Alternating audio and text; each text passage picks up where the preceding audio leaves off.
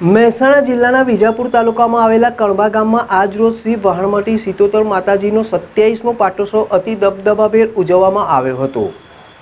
વિજાપુરથી આશરે 5 કિલોમીટર દૂર આવેલ કણબા ગામમાં ભગવતી વહાણવટી સિકોતર માતાજીનું મંદિર આવેલ છે।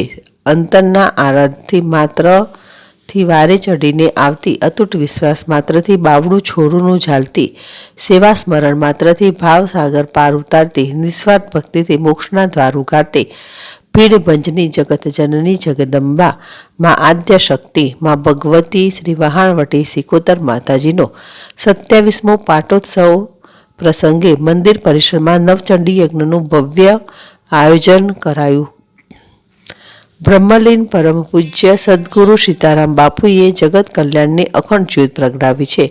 તેના અજવાળે ધર્મની ધજા અવિરત લહેરતી રહે છે। ત્યારે માતાજીના આદેશથી ધર્મ પ્રેમે રથનો પવિત્ર દોર સંભાળ્યો છે તેવા વંદનીય સંત સીતારામ બાપુના પનોતા પુત્ર આદ્યશક્તિ જગદંબાના ઉપાસક સુનિલ બાપુ અને રાધેભાઈ સાનિધ્યમાં તીર્થભૂમિ કણબા ગામમાં 27મા પાટોત્સવની ઉજવણી ખૂબ જ ઉત્સાહભેર કરવામાં આવી હતી।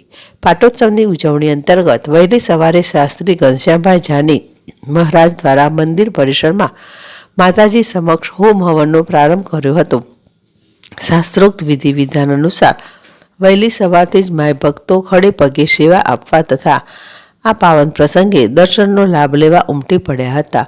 મુખ્ય યજમાન તરીકે માં ભગવતી વહાણવટી સિકોતર માતાજીના ઉપાસક સુનિલ બાપુ તથા તેમના ધર્મપત્નીએ સહપરિવાર લાભ લીધો હતો। જ્યારે અન્ય પાટલા યજમાન તરીકે સંજયભાઈ કે મેવાડા, દિલીપભાઈ એન મેવાડા, મેઘા બી મેવાડા, અંજનાબેન જે રાદડિયા તથા નીતાબેન ગોદાણી પરિવારે લાભ લીધો હતો। મંદિર પરિસરને સુંદર ફૂલોથી શણગારવામાં આવ્યું હતું। વહેલી સવારથી શરૂ થયેલ યજ્ઞનું સાંજે સમાપન પ્રસંગે શ્રીફળ હોમ આપ્યા બાદ માતાજીની આરતી કરવામાં આવી હતી। આરતી બાદ માય ભક્તો માટે મહાપ્રસાદનું સુંદર આયોજન કરવામાં આવ્યું હતું। આ 27મા પાટોત્સવમાં વહેલી સવારથી જ યજ્ઞનો પ્રારંભ થયા બાદ 12:39 ધ્વજારોહણનો કાર્યક્રમ યોજવામાં આવ્યો હતો। બાલમાડી અંબેના જયનાદ સાથે મંદિર પરિસરમાં માય ભક્તો ઝૂમી ઉઠ્યા હતા। હોમ હવનનું સુંદર આયોજનમાં રાધેભાઈ તથા માં ભગવતી વહાણવટી સિકોતર માતાજીના ભક્તો એ સુંદર સહયોગ આપી પાટોત્સવને સફળ બનાવ્યો હતો।